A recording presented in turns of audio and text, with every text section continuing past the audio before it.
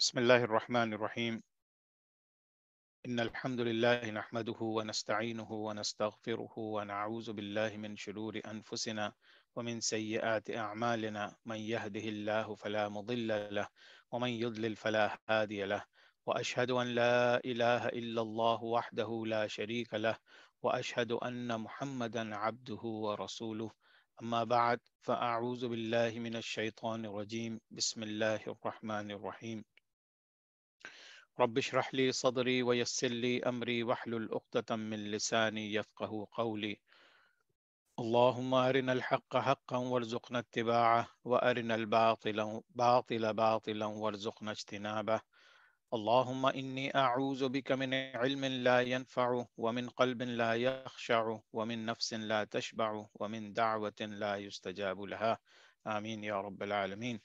اللهم صل على محمد وعلى آل محمد كما صليت على إبراهيم وعلى آل إبراهيم إنك حميد مجيد.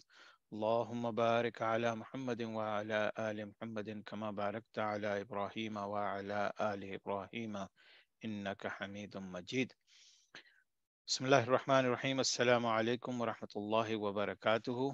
آج انشاءاللہ ہمارا 5واں سیشن ہے موڈیول 9 کا، اور جیسے ہم نے کریشن آف دا یونیورس سے، ابتدائی کائنات سے لے کے اپنا سلسلہ شروع کیا تھا، تو الحمدللہ آج ہم مغل امپائر کے پیک پر ہیں. اورنگزیب عالمگیر کا ہم نے اسٹڈی کیا لاسٹ کلاس میں، اور آج ہم کچھ دوسرے جو مغل بادشاہ تھے ان کا ذکر کریں گے. یہ سینٹرل اور ساؤتھ ایشین امپائرز میں کا ذکر ہو رہا ہے آج کل، اور مغل امپائر چونکہ تقریباً 300 کچھ سال تک ان کی حکومت رہی، تو ان کا ذکر جو ہے اسلامک ہسٹری میں سمجھیے کہ ایک بہت ہی امپورٹنٹ ایسپیکٹ ہے. یہ چارٹ آپ لوگوں کے لیے بنایا میں نے بڑی مشکلوں سے، تو انشاءاللہ جب بھی آپ کو موقع ملے تو اس کو ضرور دیکھ لیا کریں، کہ اس سے آپ کو اندازہ ہو جائے گا کہ شروع سے لے کے آج تک تقریباً جو ہے یہ پوری اسلامک ہسٹری جو ہے وہ کب سے کب تک چلی، 1200 پلس 1200 پلس ایئرس تک. اور پھر ابھی جو ہم لوگ ذکر کر رہے ہیں وہ مغل امپائر، جو کہ وچ سیمز لائک کہ اب یہاں پہ جو مسلمانوں کے امپائرس تھیں وہ تقریباً ختم ہو گئیں. اور اس کے بعد پھر ہم دیکھ رہے تھے کہ آٹومن امپائر چل رہی، ہم نے اس کو آلریڈی کور کر لیا ہے، لیکن آٹومن امپائر چلی تھی تقریباً 1923 تک. تو بیسیکلی اس جگہ پہ آ کے پھر مسلمانوں کی اس وقت پوری دنیا میں کوئی امپائر نہیں رہ گئی تھی. تو ہم نے مغلیہ سلطنت تقریباً 332 سال رہی. ہم نے دیکھا کہ دہلی سلطنت کے بعد مغل امپائر شروع ہوئے، اور بابر نے آ کے ابراہیم لودھی کو ہرا کے یہاں پہنچا. اور اس کے بعد اورنگزیب عالمگیر کا ذکر ہم نے لاسٹ کلاس میں بہت تفصیلی کیا تھا، اور یہ بھی دیکھا تھا کہ انڈیا میں جو، بلکہ پورے سب کانٹیننٹ میں جس میں آج کا پاکستان، افغانستان، بنگلہ دیش یہ سب شامل ہے، تو وہاں پہ ان لوگوں نے کس طرح سے اورنگزیب عالمگیر کے زمانے میں میکسیمم لینڈ پہ حکومت ہوئی، اور جو ہے وہ فائنینشلی بھی مغل امپائر نے بہت ترقی کر لی تھی. لیکن پھر اس کے بعد ہم دیکھتے ہیں کہ تھوڑا سا ڈکلائن شروع ہو گیا، اور پھر کرتے کرتے بہادر شاہ ظفر کے زمانے تک پھر تمام چیزیں ختم ہو گئے، مغل امپائر ختم ہو گئے. قطب الدین محمد اعظم شاہ ان کا پورا نام تھا، اعظم شاہ کے نام سے مشہور تھے. انہوں نے صرف 3 مہینے حکومت کی، اور یہ اورنگزیب عالمگیر کے سب سے بڑے بیٹے تھے. 1653 میں ان کی پیدائش ہوئی، اور اورنگزیب نے انہیں نامینیٹ کیا تھا 1681 میں ایز دا کراؤن پرنس، کہ اورنگزیب کے بعد ان کی حکومت آئے گی. اورنگزیب کے زمانے میں اعظم شاہ جو ہیں وہ مختلف اسٹیٹس کے گورنر تھے، جس میں بارڑ، مالوا، بنگال، گجرات اور دکن وغیرہ شامل تھے. 1685 میں اورنگزیب نے 50,000 ٹروپ کے ساتھ ان کو بیجاپور کی طرف بھیجا، سو دیٹ سکندر عادل شاہ جو تھا وہ مغل امپائر کے انڈر آئے، کیونکہ اس نے بغاوت کی ہوئی تھی. تو اس طرح کی چیزیں چلتی رہتی تھیں مختلف حکومتوں میں. اور چونکہ سب کانٹیننٹ کا ایریا، انڈیا کا ایریا اتنا بڑا ہے کہ ان میں صحیح طریقے سے حکومت کو قائم کرنے کا مطلب یہ ہوتا تھا کہ آپ کے پاس وفادار گورنرز ہوں، وفادار لوگ ہوں جو مختلف علاقوں پہ، مختلف اسٹیٹس پہ حکومت کر رہے ہوں. لیکن ان میں کبھی کبھار بغاوت ہو جاتی تھی، یا انہی کے ایریاز میں بغاوت ہوتی تھی اور وہ سنبھال نہیں پاتے تھے، تو پھر سمجھے سینٹرل گورنمنٹ یعنی کہ جو بادشاہ تھا ایکچوئل، وہ پھر اپنی طرف سے ٹروپس بھیجتا تھا تاکہ ان کو سپورٹ مل سکے جو اس طرح کے اسٹیٹس وغیرہ تھیں.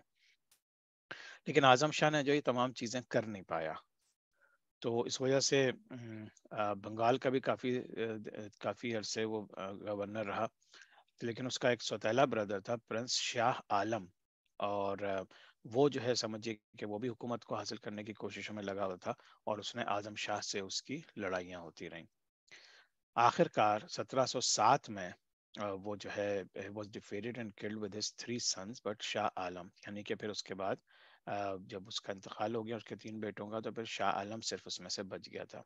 اور اس کی جو قبر ہے وہ اورنگ آباد میں ہمایوں کی جو ٹام تھی، ہمایوں کی جو قبر تھی، اس کے پاس ان کی قبر ہے۔ تو اسی وجہ سے اعظم شاہ، آپ لوگوں کو مغل امپائر کی اگر آپ فرما روا پڑھیں سیکوینشلی، تو آپ کو اکثر اعظم شاہ کا نام نہیں نظر آتا، کیونکہ یہ صرف بہت چھوٹے عرصے تک کی حکومت تھی۔ پھر جو اگلے آئے انہوں نے تک کم از کم 5 سال حکومت کی۔ ان کا پورا نام تھا، اس کو بہادر شاہ کہتے تھے، یا بہادر شاہ 1 بھی کہہ لیں، کیونکہ پھر بہادر شاہ ظفر جو تھے وہ آخری مغل امپرر تھے۔ تو قطب الدین محمد شاہ، قطب الدین محمد بہادر شاہ، انہوں نے تقریباً 5 سال حکومت کی، اور 19 جون 1707 سے لے کے اور 27 فروری 1712 تک۔ اچھا، بہادر شاہ جو تھے یہ سمجھیے کہ 7th ایمپرر تھے، 7ویں مغل امپرر تھے۔ اگر شروع سے آپ دیکھیں جب سے بابر آئے تھے اس کے بعد سے یہ 7ویں مغل امپرر تھے۔ کا پورا نام قطب الدین محمد معظم، اور پھر ٹائٹل ان کا شاہ عالم تھا، اور ان کے والد نے ان کا نام رکھا تھا اورنگزیب نے۔ یہ بہت زیادہ مزاج کے خراب تھے، بہت زیادہ اسٹبن تھے، ایروگنٹ تھے، اور اپنے والد سے انہوں نے غالباً بہت زیادہ کچھ چیزیں سیکھی نہیں تھیں، صحیح طور سے سیکھ نہیں سکے تھے، ان کی تربیت صحیح نہیں ہوئی تھی۔ اور ان کے جو ٹیچرز تھے اورنگزیب عالمگیر نے ان کے لیے بہت اچھے اچھے علماء اور مختلف ٹیچرز وغیرہ لگائے تھے، لیکن ان کی تعلیم و تربیت ایسی ہو نہیں سکی کہ وہ اورنگزیب کی طرح حکومت کر سکے۔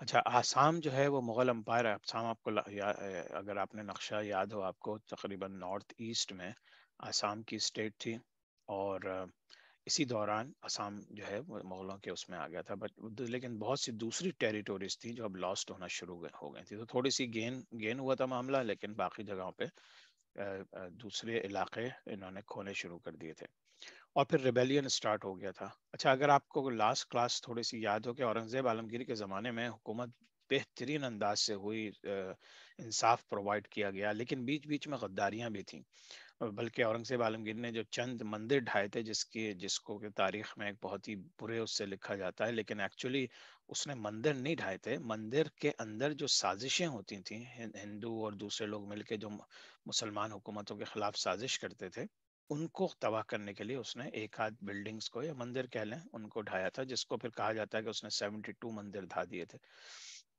کیونکہ دوسری جگہوں پہ جب آپ دیکھیں تو اس نے باقاعدہ ہندو اور سکھ کمیونٹی کی سپورٹ کے لیے ان کو مائنورٹی رائٹس دیے ہوئے تھے، ان کے پاس ہر قسم کی سمجھیں کہ ریسورسز موجود تھے، تو ایسا کیسے ہو سکتا ہے کہ خاص علاقے میں اس نے خدا نخواستہ مندر ڈھائے اور باقی جگہوں انڈیا میں نہیں ڈھائے ہوں؟ تو اس سے یہی پتہ چلتا ہے، اگر تاریخ کے مختلف زاویوں سے آپ دیکھیں تو یہی پتہ چلتا ہے کہ وہ جو سازشیں تھیں ان کو ختم کرنے کے لیے، کیونکہ بہت سے ہندو پنڈت تھے جو اپنا صحیح معنوں وہ ہندو ریلیجن کو بھی فالو نہیں کرتے تھے، وہ صرف سازشیں کرتے تھے، مکار لوگ تھے تو ان کو ختم کرنے کے لیے کیا تھا۔ تو تو اس طرح کے پھر اب اس وقت آ کے اب وہ ٹیریٹوریز لاسٹ ہونا شروع ہو گئی تھی دوسری جگہوں پہ، کیونکہ اسی قسم کی جو سازشیں تھیں پہلے تو دب گئی تھیں اورنگزیب عالمگیر کی جو حکومت کے انداز کی وجہ سے، لیکن اب وہ دوبارہ اٹھ کے کھڑی ہو رہی تھیں۔ تو مختلف جگہوں پہ چیزیں شروع ہو گئی تھیں، اور پھر جو ہے بہادر شاہ جو تھا پھر ایونچولی جب اس سے چیزیں وہ ہوئیں تو اس نے بھی جو ہے ڈرنکنگ اور ادر دوسرے جو غیر اخلاقی چیزیں تھیں ان میں اس کا انوالومنٹ شروع ہو گئی تھی، اور اورنگزیب نے اس زمانے میں اپنے پورا یونائٹ کر کے رکھا ہوا تھا ہر چیز کو، لیکن اورنگزیب کے بعد جو ہے پھر وہ ریبیلین جب شروع ہوئے تو مرہٹاز نے ساؤتھ اور ویسٹ میں ہنگامے شروع کر دیے مغل حکومت کے خلاف۔ پھر پٹھانس جو ہیں وہ آپ سمجھیے افغانستان کے بارڈرز پہ، کیونکہ کبھی بھی پورے افغانستان سے تو ان کو سپورٹ ملی نہیں تھی، کچھ نہ کچھ ریبیلینز وہاں سے بھی ہوتے تھے۔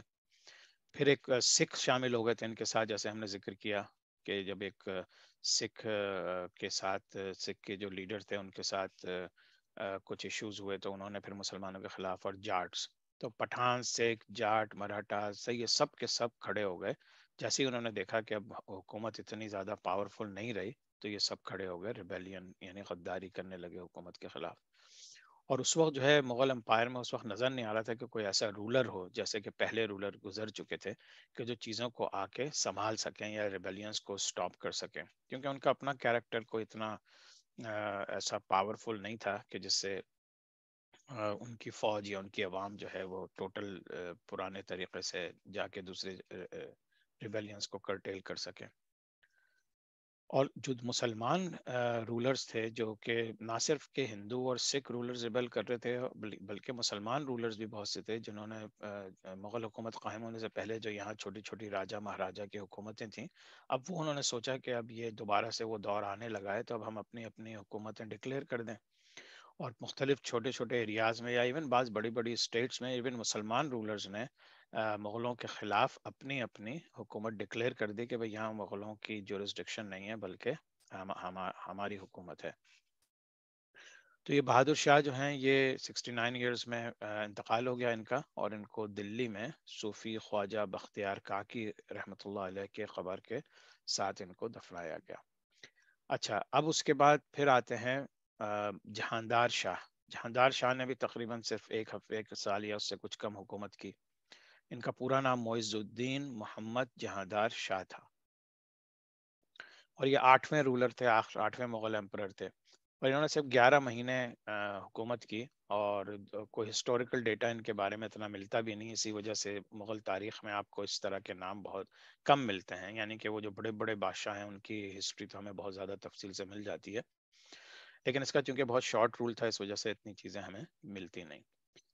اسی کے دور میں جو ہے پرنس فرخ سیار، وہ جو ہے وہ عظیم الشان رولر آف بنگال کے ساتھ رہتا تھا. فرخ سیار تو وہ جو ہے 1712 میں جب اس نے عالم شاہ کے انتقال کی خبر سنی تو Azim Ushshan made Farrukhsiyar ruler of Bengal. تو عظیم الشان جو تھا وہ وہاں کا بنگال کا رولر تھا، بنگال بھی مسلمانوں کے انڈر تھی، مسلمان تھے سارے.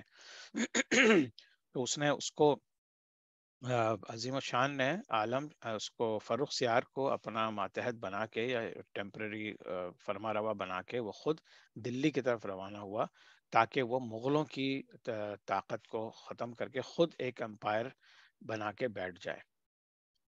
اچھا، اب یہ جو چھوٹا سا تھا، اس نے چھوٹے سا جو دور تھا جہاندار شاہ کا، اس نے بہت سے اسی بغاوت کی وجہ سے بہت سے شہزادوں کو قتل کروایا، اور اس نے فرخ سیار کو کیپچر کرنے کے لیے اس نے بنگال میں بھی بھیجا اپنے ٹروپس. فرخ سیار نے سوچا اس کے بارے میں، اور پھر اس نے اپنے جو سید برادرز تھے اس سے انہوں نے ہیلپ مانگی، اور پھر جہاندار شاہ کو شکست ہو گئی. اس کے بعد پھر جہاندار شاہ کے بعد پھر جو آپ سمجھیں فرخ سیار نے پھر ٹیک اوور کر لیا، اور اس نے تقریباً پھر 6 سال حکومت کی. اچھا، 6 سال، اس کا پورا نام نور الدین محمد فرخ سیار تھا، اور تقریباً 6 سال اور کچھ دن اس نے حکومت کی تھی. اور یہ آپ سمجھ لیں کہ نواں ایمپرر تھا، نواں مغل ایمپرر تھا. اس نے 6 سال حکومت کی 1713 سے 1719 تک. اور جو سید کائنڈ آف برادرز تھے وہ ایک مشہور وہاں کے پاورفل لوگ تھے، فائنینشلی بھی اور اثر و رسوخ کے لحاظ سے بھی. تو اس نے جب ان سے سید برادر سے ہیلپ مانگی، اور اسی وجہ سے اس نے اپنی حکومت قائم کر لی تھی. تو ان میں جو لوگ تھے ان میں عبداللہ خان تھے اور حسین علی خان تھے. اچھا، اب اس وجہ سے چونکہ انہوں نے ہیلپ کی تھی تو سید برادرز کو جو ہے ان کو وزیر بنایا گیا، منسٹر بنایا گیا، اور بہت ہی اچھی اچھی امپورٹنٹ جو ہے اپنے اس کے محل میں اور اس کی حکومت میں ان کو اچھی اچھی پوزیشنز دی گئیں. اور پھر انہوں نے جو ہے پالیسیز جو پرانے لوگ تھے انہی کی پالیسیز کو آگے کنٹینیو کرنا چاہا، اور اس طرح سے اس نے تقریباً حکومت تو کی کچھ 6 سال، لیکن یہ کہ کوئی بہت زیادہ اس کے دور میں بھی ایسی چیزیں ہمیں نظر نہیں آتی کہ جو قابل ذکر ہوں. یقیناً ہیں، کیونکہ اگر آپ ہسٹری کی کتابیں اٹھائیں تو ہر چاہے 3 مہینے 4 مہینے بھی حکومت کی ان کی ڈیٹیلز تو بہت موجود ہیں، لیکن اتنی اوتھینٹک نہیں ہے، کیونکہ وہ اس کے اوپر کسی نے لکھنا جو ہے مناسب نہیں سمجھا. تو اس وجہ سے ہم بھی یہاں پہ بہت شارٹلی اس کا ذکر کرتے ہوئے آگے نکلیں گے. اس کے بعد رفیع الدرجات آئے. رفیع الدرجات ان کا ٹائٹل تھا، ان کا پورا نام شمس الدین محمد رفیع الدرجات تھا. انہوں نے صرف 3 مہینے حکومت کی، اور یہ 10ویں رولر تھے مغل امپائر کے. اور یہ رفیع الشان اور یہ عظیم الشان کے بھتیجے تھے اور رفیع الشان کے بیٹے تھے. انہوں نے صرف 98 ڈیز حکومت کی اور یہ youngest ruler of Mughal empire تھے. جب ان کا انتقال ہوا تو وہ صرف 19 سال کے تھے. تو یہ بھی ایک سمجھیں ایک کیا کہنا چاہیے کہ ایک تاریخ میں یاد رکھنے والی چیز ہے کہ مغل کے سب سے ینگسٹ فرمانروا کون تھے؟ رفیع الدرجات. اچھا پھر اس کے بعد جو ان کی حکومت آئی تقریباً صرف 3.5 مہینے حکومت کی، وہ تھے ان کا شاہ جہاں ان کا لقب تھا. اور کیونکہ ایک شاہ جہاں پہلے آ چکے تھے تو اب یہ شاہ جہاں 2 کے نام سے مشہور ہوئے، شاہ جہاں دوم. اور ان کا پورا نام تھا رفیع الدین محمد شاہ جہاں دوم. اور انہوں نے صرف 3.5 مہینے حکومت کی. 11ویں مغل امپرر تھے. رفیع الدولہ بھی کہلاتے تھے اور شاہ جہاں دوم بھی کہلاتے تھے. انہوں نے صرف 3 مہینے اور پھر 23 ایئرز آف ایج میں ان کا بھی انتقال ہو گیا. تو اتنے زیادہ حکومت میں ریبیلینز نہیں ہوئے، لیکن اتفاق ایسا ہے کہ اورنگزیب عالمگیر کے بعد جو لوگ حکومت کو سنبھالنا چاہے سم ہاؤ وہ نیچرل موت مر گئے. تو اس میں ابھی اللہ تعالیٰ کی کیا حکمت تھی اللہ ہی بہتر جانتا ہے. اس کے بعد جناب آئے اب جو تھوڑی سی وقت کے لحاظ سے دیکھا جائے تو اسٹیبل گورنمنٹ تھی، لیکن یہ ایک بڑی کانٹروورشل کریٹیکل اور بڑی عجیب سی حکومت تھی جس کا ذکر ابھی ہم کریں گے. تو یہ تقریباً انہوں نے 29 ایئرز حکومت کی. ان کا نام ان کا جو لقب پڑا وہ شاہ رنگیلا پڑا، رنگیلا شاہ، لیکن ان کا پورا نام تھا نصیر الدین محمد شاہ رنگیلا. ٹھیک ہے. اچھا اب ان کا اصل نام تو محمد شاہ تھا، رنگیلا کے نام سے مشہور تھے. روشن اختر نصیر الدین شاہ ان کا پورا نام تھا.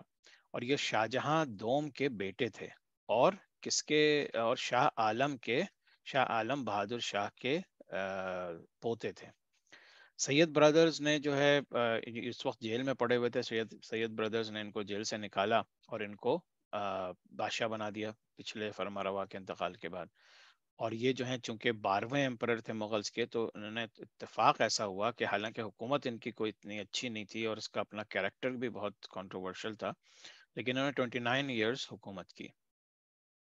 زیادہ تر وقت جو ہے یہ اپنا عیاشی میں مصروف رہتے تھے. ان کا کوئی کیریکٹر اس طرح کا نہیں تھا کہ کسی چیز میں ان کو شراب اور کباب میں تھے اور بلا وجہ کی چیزوں میں انوالو تھے.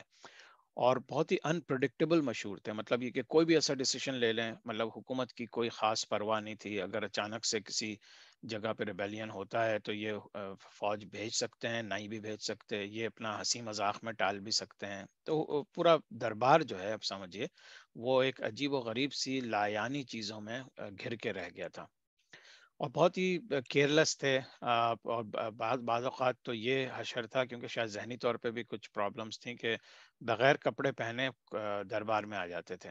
اب لوگ جو ہیں وہ ضابط ہے ان کا بادشاہ بغیر کپڑے پہنے، تو بہت سے جو چاپلوس قسم کے وزراء تھے وہ بھی اسی حالت میں آ جاتے تھے کورٹ میں. تو ایک عجیب بعض اوقات کیا ہوتا تھا کہ وہ کسی عورتوں کے کپڑے پہن کے آ جاتے تھے.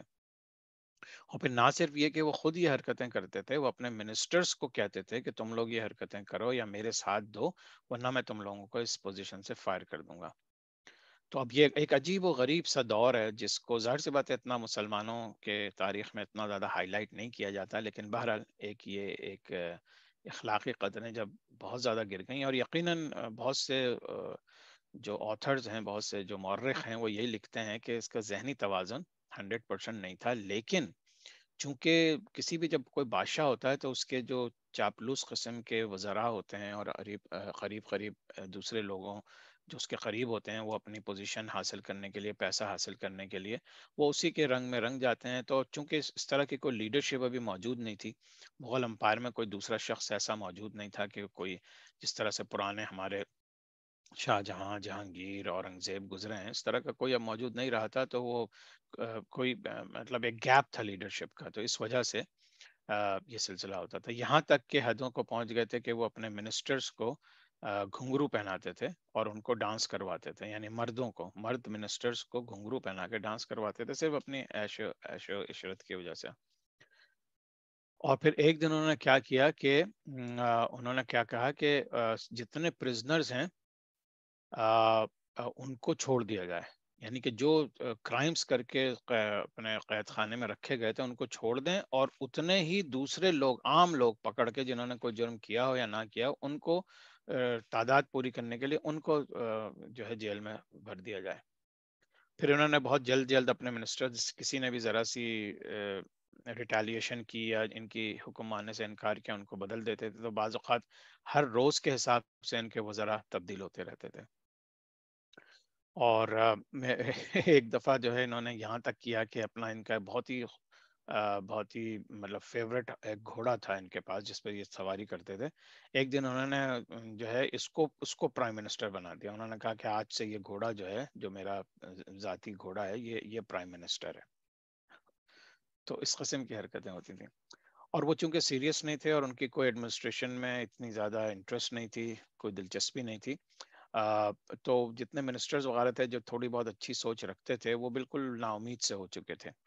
اور کچھ لوگوں نے ان کو یعنی جوائن کر لیا تھا ان کی ایکٹیویٹیز میں، کچھ لوگوں نے آہستہ آہستہ اپنی جان بچاتے ہوئے اپنے آپ کو الگ کر لیا تھا۔ اچھا، اس وقت سے فائدہ اٹھاتے ہوئے مراٹھاز اور سکھ جو ہیں، وہ اورنگزیب نے تو بہت اچھی طرح سے کنٹرول کر کے رکھا ہوا تھا، کیونکہ ان کی ریبیلین بہت ہی شدید تھی اور ان کو بہت زیادہ سپورٹ تھی اور وہ واریئرز ٹائپ لوگ تھے، تو ان کو کنٹرول کرنا ایک بہت ہی بہادری کی بات تھی اورنگزیب کی طرف سے۔ لیکن اب یہ ساری چیزیں جو ہے ختم ہو رہی تھیں۔ اچھا، اب آپ لوگوں نے نادر شاہ کا بھی نام سنا ہوگا۔ تو جب نادر شاہ نے اٹیک کیا قندھار پہ اور کابل پہ 1738 میں، تو اب یہ تھوڑا پینک ہوا، تو اس نے سوچا کہ اب تو یہ باہر سے اٹیک ہو گیا ہے، اب ہم کیا کریں گے؟ تو اب نادر شاہ کے بارے میں تھوڑا سا ہم دیکھ لیتے ہیں کہ نادر شاہ تھا کون۔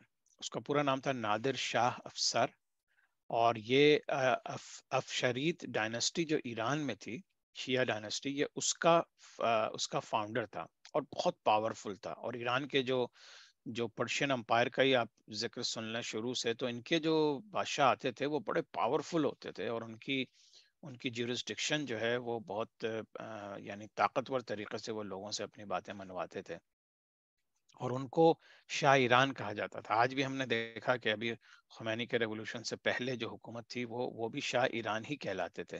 تو شاہ آف ایران تھے وہ بھی، نادر شاہ بھی شاہ آف ایران تھے، اور انہوں نے تقریباً 11 سال حکومت کی، 1736 سے لے کے 1736 ٹو 1747۔ اور انہوں نے صفوید امپائر جو تھی، صفوید امپائر بھی آپ کو یاد ہوگا کہ بہت طاقتور بن گئی تھی، اور اس سے بھی پھر آٹومن امپائر کے بھی جھگڑے ہوئے تھے، تو لیکن بہرحال انہوں نے ان کو ہرا کے پھر یہ حکومت جو ہے نادر شاہ نے لے لی تھی۔ اور کچھ لوگ تو یہاں تک کہتے تھے کہ وہ نیپولین آف پرشیا ہے، اینڈ الیگزینڈر ٹو، یعنی کہ جس طرح الیگزینڈر نے آدھی سے زیادہ دنیا فتح کی تھی، بہت بہادر تھا، اسی طرح سے نیپولین نے جب اپنی حکومت کی تھی فرانس میں اور آگے پورے دوسرے علاقوں میں چھا گیا تھا، تو یہاں تک اس کی یعنی کہ طاقت کی باتیں ہوتی تھیں کہ اس کو نیپولین اور الیگزینڈر ٹو بھی کہا جاتا تھا۔ اور چونکہ یہ ملٹری میں بہت ایکسپرٹ تھا، ملٹری ایکسپرٹیز جو اس کی تھی وہ بہت ہائی کلاس تھی، اور اس کو بیٹ کرنا بہت مشکل تھا۔ اور یہ اوغوز ٹرک اوریجن کا تھا۔ اگر آپ کو یاد ہو، جب میں نے آپ لوگوں سے شیئر کیا تھا پورا چنگیز خان کا خاندان، بلکہ اینسسٹر جو جا کے اوغوز تک جاتے تھے، اور اوغوز جو ہے یہ تقریباً ابراہیم علیہ السلام کے زمانے تک اپروکسیمیٹلی اس کی ہسٹری ملتی ہے، تو یہ اس کے اوریجن سے تھا، جس کے بعد پھر منگول بھی آئے، تاتار بھی آئے، اور سارے دوسرے جتنے تھے یہ پورے منگولینز، یا ایون کہ افغانستان میں جو لوگ آ کے بس گئے تھے، پھر بابر کا جو پورا خاندان تھا، یعنی مغل امپائر بھی جو تھے، ان کا بھی اوریجن آپ سمجھ لیے منگول ہی تھے، یعنی اوغوز ٹرائب کے آف سپرنگ تھے۔ تو یہ بہت زیادہ جو ہے یہ نادر شاہ چنگیز خان، ہلاکو خان اور تیمور لنگ وغیرہ سے بہت زیادہ متاثر تھا، اور جس طرح سے وہ ظلم کرتے تھے اسی انداز پہ یہ اپنی حکومت چلانا چاہتا تھا۔ اور چونکہ آٹومن امپائر کے بھی خلاف تھا، تو اگر آپ کو آٹومن امپائر کا وقت یاد ہو، جب ہم نے ہسٹری پڑھی تھی تقریباً 2-3 مہینے پہلے، تو ہم نے یہ دیکھا تھا کہ آٹومن امپائر کے خلاف نادر شاہ نے بھی کئی حملے کیے تھے اور ان کی لڑائیاں ہوئی تھی۔ تو وہ تھا تو شیعہ جس طرح سے اس کی پرورش ہوئی تھی، لیکن بعض لوگ یہ کہتے ہیں کہ شاید بعد میں وہ سنی ہو گیا تھا، اللہ عالم، اس کے اوپر کوئی اوتھینٹسٹی نہیں ہے، لیکن بہرحال تاریخ کے اوراق میں یہ ملتا ہے۔ اور اس نے جو ہے پھر یہ کوشش بھی کی کہ شیعہ اور سنی اسلام میں اپنی حکومت کی خاطر یا اپنے لوگوں کو کہ لڑائی جھگڑے نہ ہو، تو اس نے ان دونوں کے درمیان میں بیلنس کرنے کی بھی کوشش کی تھی، کیونکہ بہت زیادہ جو کٹر قسم کے شیعہ ہوں یا کٹر قسم کے سنی ہوں تو پھر وہ چیزیں پھر بالکل فیکشنز بن جاتے ہیں اور لڑائی جھگڑے اور پرابلمز آ جاتی ہیں جو پھر حکومت کرنے میں اس کو مشکل ہوتی. تو اس نے ایک بیلنس کریٹ کرنے کے لیے شیعہ اور سنی اسلام میں ایک توازن قائم کرنے کی بھی کوشش کی تھی. اور پھر ایک فرقہ تھا جعفرزم جسے کہتے تھے، اور وہ چاہتا تھا کہ یہ جو اس کو اس طرح سے ففتھ مذہب آف سنی اسلام بنا دیا جائے، اور تاکہ جو جو اسٹانچ جو کیا کہنا چاہیے کہ اختلافات ہیں، فقہی اختلافات ہیں، ان کو کائنڈ آف بیلنس کرنے کے لیے، نیوٹرلائز کرنے کے لیے ایک نیا فرقہ شروع کیا جائے، جعفریزم. اور بات لیکن یہ کہ وہ لوگوں نے پھر سنی اسکالرز نے اس کو بالکل ریجیکٹ کر دیا کہ یہ 4 امام کے بعد بھی ہم کسی 5ویں امام کو کس طرح سے ایکسیپٹ کر سکتے ہیں. تو یہ ساری چیزیں ہو رہی ہیں. نادر شاہ نے قندھار، جو افغانستان کا آج کرنٹ افغانستان کا حصہ ہے، قندھار اور پھر کابل پہ حملہ کیا، اور پھر اس نے اپنی آرمی جو ہے وہ دلی کی طرف موو کرنا شروع کر دی. 1739 میں نادر شاہ آرمی نے اور محمد شاہ کی جو آرمی تھی یہ آپس میں فیس ٹو فیس آئی اور مغل امپرر کو ہرا دیا اس نے. یعنی 1739 میں وہ دلی کی طرف آیا اور مغل امپرر کو defeat they the. Even though Muhammad Shah army was twice as much, یعنی کہ محمد شاہ کی آرمی بہت بڑی تھی، تقریباً ڈبل تھی، لیکن نادر شاہ کی آرمی جو تھی وہ بہت ٹرینڈ تھی، جو ان کی ملٹری ٹریننگ تھی وہ بہت بہتر تھی، اور جو ہے ان لوگوں کے پاس تھوڑے سے جو ویپنز تھے وہ ان ایکٹیو بھی ہو چکے تھے. نادر شاہ نے پھر محمد شاہ کو اریسٹ کیا اور پھر اپنے ساتھ لے کے دلی میں آ گیا. نادر شاہ نے پھر دلی کو لوٹا. یہ بھی ایک تاریخ کا ایک حصہ ہے، آپ سب کو یقیناً یاد ہوگا تاریخ میں یہ کہ نادر شاہ نے پھر دلی کو ایک ایک چیز برباد کر دی، لوٹا، اور پھر جتنے بھی کوئی سرکردہ لوگ تھے ان سب کو قتل کرنے کا حکم دے دیا. پھر ایک جو کوہ نور کا ہیرا جو تھا، کوہ نور، اس کو لے کے پھر وہ چلا گیا. تخت طاؤس ایک بہت مشہور اور مہنگی قسم کا ایک سمجھے تخت طاؤس تھا، مور، غالباً طاؤس مور کو کہتے ہیں، تو مور کی شکل کا بنا کے ایک تخت تھا بہت بڑا جس کے اندر ہیرے جواہرات تھے، اور پھر دوسرے ہیرے جواہرات اور بہت شان و شوکت والے ہاتھی اور بہترین گھوڑے، یہ سب لوٹ کے وہ لے گیا اپنے ساتھ. اور مغل امپائر چونکہ ابھی جیسے میں نے ذکر کیا کہ جو شاہ رنگیلا کے دور میں جو چیزیں چل رہی تھیں، اب اس کا جب دربار میں اس قسم کی غیر اخلاقی، غیر مطلب نان پروفیشنل تھنگز ہو رہی ہوں گی، تو پھر حکومت کے اندر تو اس طرح پینیٹریشن ہوگی. اور پھر آپ کا بالکل نیبرنگ، آلموسٹ نیبرنگ حصہ ایران کا تھا، تو ایران سے اس نے نادر شاہ نے موقع کا فائدہ اٹھا کے آیا اور پھر حملہ کر دیا. اور اس وقت کوئی ایسا مغل امپائر یا مغل لیڈر بھی موجود نہیں تھا جو اس کو ڈیفینڈ کر سکتا. لیکن بعد میں اس نے محمد شاہ کو ریلیز کر دیا، دہلی کو لوٹ کے برباد کر دیا، اور پھر وہ ایران چلا گیا واپس، اور جتنی دولت تھی وہ اپنے ساتھ لے گیا. اور یہ کہتے ہیں کہ جو اس نے دولت مغلوں سے لوٹی تھی اور وہ واپس آ کے، اب وہ چونکہ اپنے لوگوں کے ساتھ تو سنسیئر تھا، تو اس نے وہ دولت کی وجہ سے جتنے ٹیکس تھے ایران میں لگے ہوئے وہ سب معاف کر دیے. اس نے کہا کہ اب ہمارے پاس اتنی دولت ہے کہ اب ہم اپنی عوام پہ کوئی بوجھ نہیں ڈالیں گے. اور اس وجہ سے پھر وہ عوام میں اور زیادہ مقبول ہو گیا، کیونکہ فائنینشیل ایشوز جو ہوتے ہیں عوام کے لیے بہت امپورٹنٹ ہوتے ہیں. اگر انہیں اپنے لحاظ سے مطلب ٹیکس نہیں دینا پڑے اور اپنی محنت سے کمائی کر کے اس کو انجوائے کر سکیں، تو یہ ساری چیزیں، اور یہ اس نے تقریباً 3 سال تک جاری رکھی.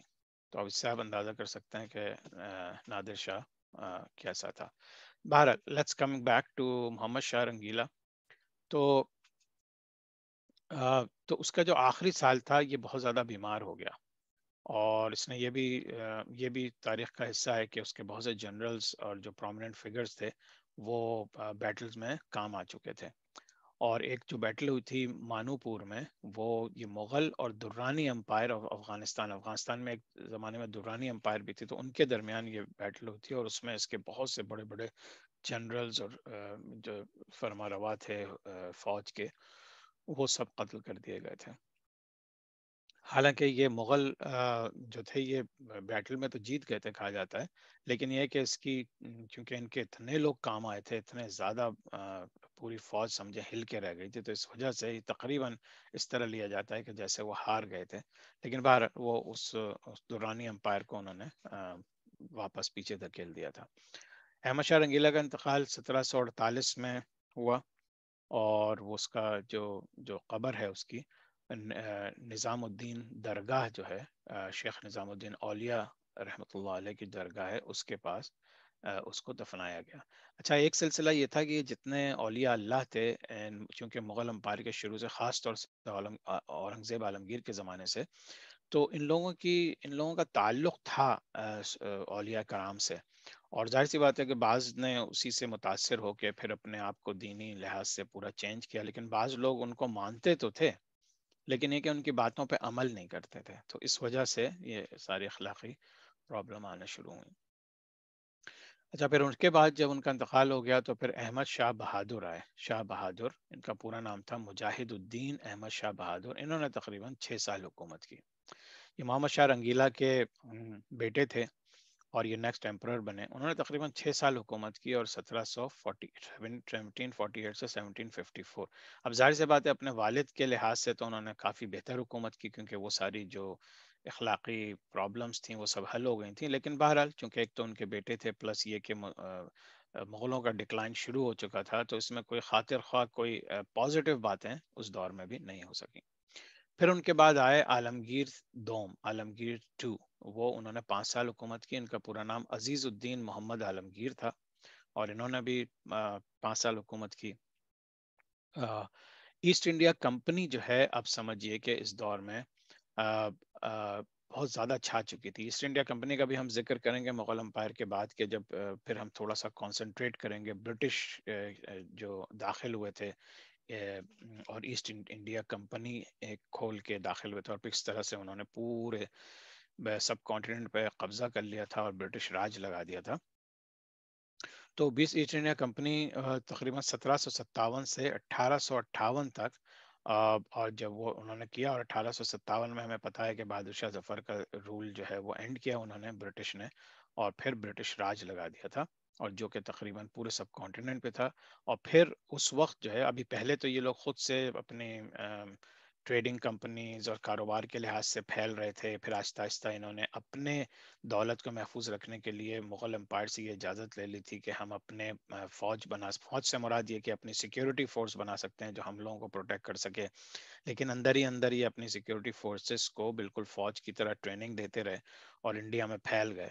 اور اس کے بعد پھر ہم نے دیکھا کہ جب پھر مغل امپائر کا جو ڈیمائس آیا ہے وہ بیسیکلی برٹش کے ہاتھوں آیا ہے۔ ان کی اپنی حرکتیں بھی تھی، لیکن یہ کہ برٹش نے جس انداز سے ڈیوائڈ اینڈ کانکر کیا ہے، پھر ہم دیکھیں گے کہ کس طرح سے انہوں نے پورے جو ہے وہ ٹیپو سلطان، اور جب یہ پورا اس کی بھی ہسٹری انشاءاللہ تعالی ہم بہت تفصیل سے پڑھیں گے آگے چل کے۔ پھر اس کے بعد آئے شاہ جہاں سوم، شاہ جہاں دا تھرڈ، اور انہوں نے صرف 1 سال سے بھی کم حکومت کی۔ ان کا پورا نام محی الملت شاہ جہاں تھرڈ تھا، اور جب یہ ایمپرر بنے، اور یہ بہت ہی شارٹ پیریڈ آف ٹائم تھا، 1 سال سے بھی کم کا، اور وہ بہت زیادہ پاورفل نہیں تھے، بہت زیادہ علاقوں پہ مرہٹھاز نے قبضہ کر لیا تھا۔ آہستہ آہستہ مغل امپائر ڈکلائن ہو رہی ہے، کہیں پہ ہندو، کہیں پہ سکھ، کہیں پہ مسلمان غدار جو لوگ تھے انہوں نے اپنے چیز بنا لیے تھے، کہیں پہ اگر ان کی مغل حکومت کی جورسڈکشن تھی بھی اور گورنرز تھے تو ان کو سینٹرل گورنمنٹ کی طرف سے کوئی ایسی سپورٹ نہیں آتی تھی، تو انہوں نے بھی اپنے لحاظ سے اپنے اسٹیٹ کو، اپنے لوگوں کو پروٹیکٹ کرنے کے لیے انہوں نے اپنی اپنی حکومتیں قائم کر لی تھیں۔ اس کے بعد آئے آپ کے شاہ عالم دوم، ان کی حکومت تقریباً 28 سال رہی۔ تو یہ ان کا پورا نام تھا جلال الدین محمد علی گوہر، اور ان کا ٹائٹل تھا شاہ عالم ٹو۔ یہ 28 سال کی حکومت تھی، لیکن انہوں نے چونکہ اب اتنا تیزی سے ڈکلائن آ رہا تھا تو ان کی حکومت تو اتنے لمبے عرصے تک رہی، لیکن انہوں نے مراٹھاز سے جو اور سکھوں سے اپنی جو حکومتوں کا حصہ لوٹا ہوا تھا وہ واپس نہ لے سکے۔ یہ بھی کہتے ہیں کہ آخری دور میں یہ اندھے ہو گئے تھے، اور جو ہے آہستہ آہستہ اب دلی کی مغل حکومت ہے وہ اب آہستہ آہستہ سمجھیے صرف دلی میں آ کے وہ رہ گئی تھی، اور پورے انڈیا پہ لوگوں کی اپنی، جس طرح میں نے ذکر کیا کہ اپنی حکومتیں تھیں ہندوؤں کی، سکھوں کی اور پھر مسلمانوں کی، اور جو علاقے ایسے تھے کہ جہاں پہ مغل امپائر کو لوگ اسٹل رسپیکٹ کرتے تھے، لیکن یہ کہ ان کے پاس کوئی چارہ نہیں تھا کہ اپنی خود پالیسیز بنائیں اور خود سے گورننس کا ایک سسٹم کریٹ کریں اپنے لوکل لوگوں کا۔ پھر ان کا بھی انتقال 1806 میں لال قلعہ دلی میں ان کا انتقال ہو جاتا ہے۔ اس کے بعد آپ کے آئے شاہ جہاں چہارم، فورتھ، شاہ جہاں فورتھ، اور انہوں نے صرف 2 مہینے حکومت کی۔ ان کا پورا نام بیدار بخت محمد شاہ بہادر شاہ جہاں فورتھ ہے، ان کا ٹائٹل شاہ جہاں تھا، تو انہوں نے صرف 2 مہینے حکومت کی۔ اس کے بعد پھر جلال الدین علی گوہر شاہ عالم تھرڈ آئے، انہوں نے 18 سال حکومت کی۔ اگین ڈکلائن کا زمانہ ہے، کوئی خاص چیزیں ان کے دور میں بھی نہیں ہوئی۔ مراٹھاز اور ایسٹ انڈیا کمپنی، انہوں نے اپنے طرف سے، ایسٹ انڈیا کمپنی آپ کو انشاءاللہ ہم بتائیں گے تفصیل سے، لیکن یہ بنگلہ دیش کے سائڈ سے انٹر ہوئے تھے اور آہستہ آہستہ انہوں نے ساؤتھ میں اپنی وہ بناتے بناتے اوپر جا رہے تھے، اور مراٹھاز وغیرہ جو تھے وہ نارتھ ویسٹ کی سائڈ پر تھے، وہ اپنا نیچے ساؤتھ کی طرف آتے جا رہے تھے۔ تو اس طرح سے مغلوں کی حکومت سکڑ رہی تھی اور ان لوگوں کی حکومتیں بڑھ رہی تھیں۔ پھر اس کے بعد 31 سال حکومت کی اکبر شاہ دوم نے، ان کا ٹائٹل تھا اکبر شاہ لیکن ان کا پورا نام تھا معین الدین محمد اکبر شاہ۔ یہ شاہ عالم دوم کے شاہ عالم دوم کے بیٹے تھے، اور صرف نام کے لحاظ سے یہ بادشاہ تھے، اس کے علاوہ کوئی ایسی چیز ان کے دور میں بھی نہیں ہوئی۔ اور پھر جو دلی، اب دلی کا شہر تھا، دلی کے آس پاس دوسرے سبربس علاقے کہہ لیں، اس تک بھی ان کی حکومت ہے۔ اب اور بھی سکڑ کے اب یہ دلی کے قلعے کے اندر محصور ہو رہے ہیں آہستہ آہستہ، اور ساری پاور جو ہیں وہ برٹش کے انڈر ہیں۔ اور ان کو بہت زیادہ شاعری کا شوق تھا، شطرنج کا، موسیقی کا، تو ان سب چیزوں میں یہ 1835 میں انہوں نے ایک ایمبیسڈر بھیجا، رام موہن رائے، ٹو اپنی پینشن میں انکریز۔ تو اب ان لوگوں کی یہ بادشاہ تھے، لیکن اب یہ جی رہے ہیں کس کے اوپر؟ اپنی جو برٹش نے پینشن وغیرہ مقرر کی ہوئی ان کی، اس پہ جی رہے تھے، تو انہوں نے اپنے انکریز کرنے کے لیے بھیجا، لیکن کوئی فائدہ نہیں ہوا۔ اور پھر اکبر شاہ جو ہے وہ، اس کا انتقال ہو گیا 1837 میں، اور ان کا جو قبر ہے وہ ہے، ان کی قبر جو ہے خواجہ قطب الدین بختیار کاکی کے قریب ہے۔ مجھے پتا ہے کافی لوگ اس وقت شاید بور ہو رہے ہوں گے، لیکن یہ ایک ضروری، کیونکہ ہم ایک سیکوینشل انداز سے ہسٹری پڑھ رہے ہیں، تو ہمیں یہ چیزیں پڑھنی بہت ضروری ہیں، ورنہ پھر وہی جو ہم گیپس آ جاتے ہیں نا، پھر ہم چیزوں کو کنیکٹ نہیں کر سکیں گے۔ تو آئی ہوپ کہ آپ لوگ تھوڑا پیشنس سے انشاءاللہ ان چیزوں کو سنیں گے، اور پھر ہم اس پہ بھی سوال جواب کریں گے، تو شاید چیزیں اور تھوڑی سی کلیئر ہو جائیں گے۔ اس کے بعد 20 سال کی حکومت کے لیے آئے آپ کے آخری فرما روا بہادر شاہ ظفر۔ بہادر شاہ ظفر کا نام سب نے سنا ہے، کیونکہ مغل امپائر کے آخری چشم و چراغ تھے، اور ان کا پورا نام تھا ابو ظفر سراج الدین محمد بہادر شاہ ظفر ٹائٹل تھا۔ اچھا، اب وقت تقریباً ہو گیا ہے، تو ہم میں بھی کہ یہ یہاں پہ، کیونکہ میں چاہ رہا تھا کہ آج مغل امپائر کو کمپلیٹ کر دیں، لیکن چونکہ بہادر شاہ ظفر کا دور تھوڑا سا لمبا ہے، اور پھر یہ جو جنگ آزادی ہوئی اسی دوران ہوئی، برٹش نے کس طرح سے کیا، تو ان شاء اللہ تعالیٰ یہ پھر سیکشن ہم اگلی کلاس میں کریں گے۔ اب ہم کوشچن آنسر لے لیتے ہیں، پھر میں آپ کو کچھ نقشے بھی دکھاؤں گا، اور بہادر شاہ ظفر کا جو دور تھا آخری سلطنت کا وہ کس طرح سے ہوا۔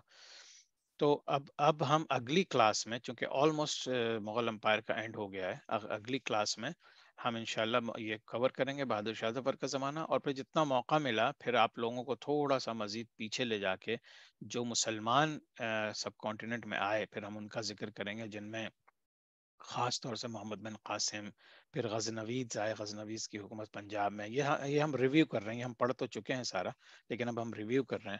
محمد غوری ڈائنسٹی جو آئی، پھر ترکو منگول 12 سینچری میں آئے، دہلی سلطنت، مغل امپائر، بہمانی سلطنت، بنگال سلطنت، دکن سلطنت، گجرات سلطنت اور میسور سلطنت۔ تو ان سب چیزوں کو ہم ریویو کریں گے، سمری کریں گے مغل امپائر کی، اور ان سب چیزوں کو ریویو کر کے پھر انشاءاللہ آگے چلیں گے، لیکن اگلی کلاس میں جو پہلا ٹاپک ہوگا وہ بہادر شاہ ظفر کا ہوگا۔ تو ابھی سوال جواب لے لیتے ہیں، اس وقت تک کے لیے سبحانک اللہم و بحمدک، نشہد ان لا الہ الا انت، نستغفرک و نتوب الیک۔ السلام علیکم ورحمۃ اللہ وبرکاتہ۔